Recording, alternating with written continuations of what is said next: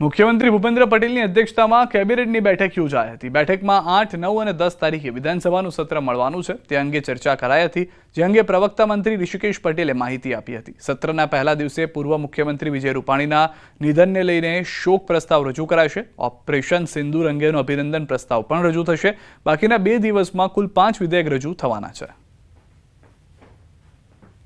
8ના દિવસે પ્રશ્નોત્તરી અને એના પછી શોક પ્રસ્તાવ, 9 અને 10 પણ પ્રશ્નોત્તરી અને એના પછી 5 જેટલા વિધેયકો રજૂ કરવામાં આવશે।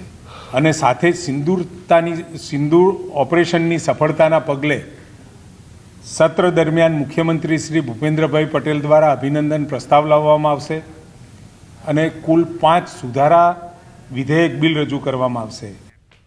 સુરતમાં શાહ દંપતીના કારસ્તાનનો ભાંડાફોડ થયો છે। સિંગણપોર કોઝવે રોડ પર સિલ્વર સ્ટોન આર્કેડમાં શાહ ઇન્વેસ્ટમેન્ટના નામે શેર ટ્રેડિંગની ઓફિસ ખોલી કરોડોનું ફુલેકું ફેરવ્યું। ગુજરાતી કલાકારોના નામે વિડીયો બનાવી પબ્લિસિટી કરી અનેક રોકાણકારો સાથે છેતરપિંડી કરી। હાર્દિક શાહ અને તેની પત્ની પૂજા વિરુદ્ધ અત્યાર સુધીમાં 2 કેસ નોંધાઈ ચૂક્યા છે। સુરતમાં 30 લાખની છેતરપિંડી બાદ ભાવનગરના 2 વેપારીને 1.33 કરોડ ફસાતા સીઆઈડી ક્રાઇમમાં ઠગાઈનો ગુનો દાખલ થયો છે। પોલીસે બંનેને ઝડપી જેલ હવાલે કર્યા છે। રોકાણ પર 100 દિવસમાં 12 થી 15% વળતરની લાલચ આપવામાં આવતી હતી। યુવકે કુલ 11 લાખ રૂપિયા રોક્યા હતા। ગુજરાતી કલાકારો વગેરેના વિડીયો બનાવી રોકાણની સ્કીમની જાહેરાતો કરી હતી।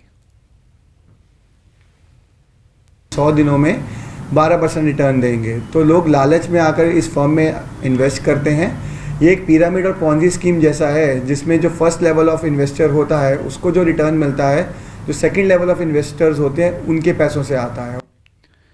સુરત મહેદરપુરા વિસ્તારમાં ગણેશ પંડાલમાં ચોરી। એક સાથે રાત્રિ દરમિયાન તસ્કરોએ 4 જેટલા પંડાલોને નિશાન બનાવ્યા।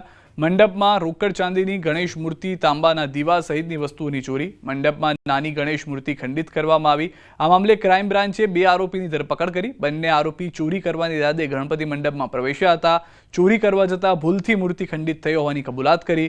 મહેદરપુરા વિસ્તારની અંદર ગણેશ પંડાલમાં થયેલ ચોરીના બનાવના બંને આરોપી એક આકાશ તાંબો ગોવિંદ દંતાણી અને સોહિલ સાઈ દંતાણીને ચોરી કરેલ મુદ્દામાલ સાથે ઝડપી પાડ્યા છે।